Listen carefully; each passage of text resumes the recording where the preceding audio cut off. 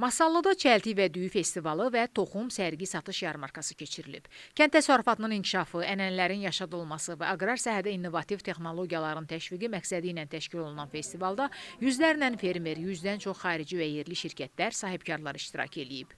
Tədbirə qatılan Masallı rayon İcra Hakimiyyətinin başçısı Araz Əhmədov, Aqrar İnnovasiya Mərkəzinin direktoru Anar Cəfərov, millət vəkilləri çıxışlarında ölkəmizdə aqrar sahənin inkişafından bu istiqamətdə göstərilən dövlət dəstəyi ilə danışıblar.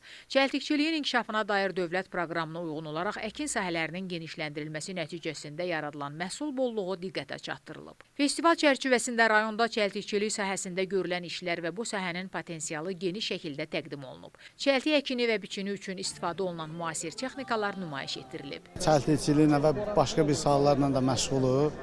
Hal-hazırda gördüyünüz bu texnikalar dövlət dəstəyi ilə əldə edilmişik. Bəli.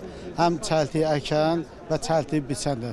Dövlət dəstəyi ilə əldə edilmişik. İnşallah ki, işlərimizi yüngülləşdirib yaxşı nəticələr almaq fikrindəyik. Tədbir kənd təsərrüfatı istehsalçılarını, eləcə də istehlakçıları bir araya gətirərək məhsul müxtəlifliyini nümayiş etdirməklə yanaşı aqrar sahədə qarşılıqlı əməkdaşlıq imkanlarının genişləndirilməsinə şərait yaradıb.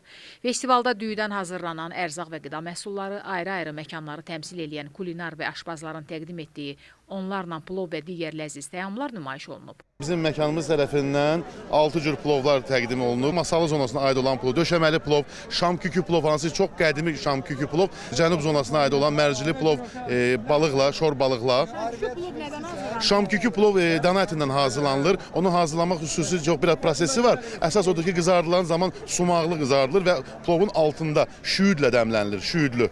Dənli bəçəmiz var, hansı dənli 7 cür dənəvər bitki ilə hazırlanır və kənd çolpası ilə hazırlanılır.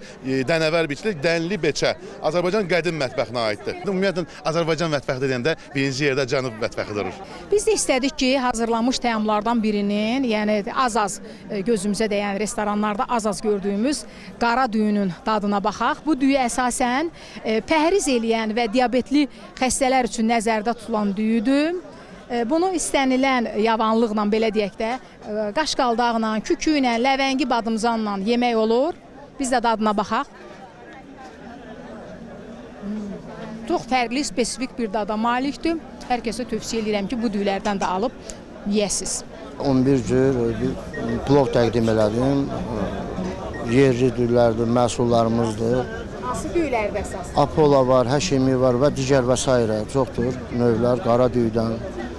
Nə bilim, şüyüd var, lobya plov var, paxla plov var, döşəmə plov var, ördək plovları var və ləvəngi, kükülü, hər cür. Bununla yanaşı festival iştirakçıları sənətkarlıq nümunələri, sənaye məhsulları, əl işləri, müxtəlif kənd təsərrüfatı və ərzaq məhsulları ilə tanış olublar. Bizim öz məhsullarımızdır, arz məhsullarıdır, təmiz məhsullarımız var. Çalışırıq ki, məhsul bolluğu yaradaq.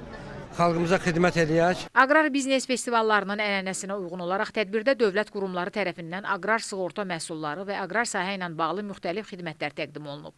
Fermerlər toxum, gübrə və pestisidlər, müasir suvarma texnologiyaları və kənd təsərrüfatı texnikaları ilə tanış olub, onların tətbiqi barədə ətraflı məlumat əldə ediblər. Məhsul festivallarının keçirilməsində əsas məqsəd həmin bölgənin iqlim hava şəraitinə uyğun olaraq hər hansı bir məhsul ətrafında bir klasterin formalaşdırılmasıdır.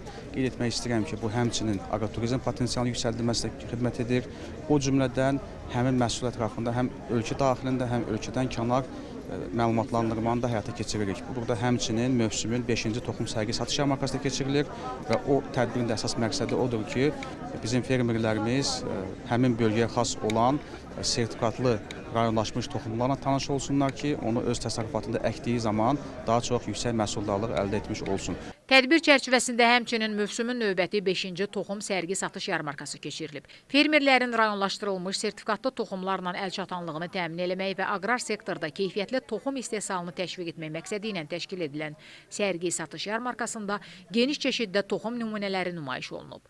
Fermerlərə bölgənin torpaq və iqlim şəraitinə uyğun buğda və arpa sortlarından istifadəsi tövsiyə olunub. Bildirilib ki, bu sortlar məhsuldarlığın yüksəldilməsi ilə yanaşı, yerli şəraitə yüksək uyğunlaşma qabiliyyəti ilə də seçilir. Festival yerli musiqiçilərin və folklor kollektivlərinin ifasında konsert proqramı ilə başa çatıb. Pərvanə Əhməd qızı, Elviz Nəsirli, Masallı.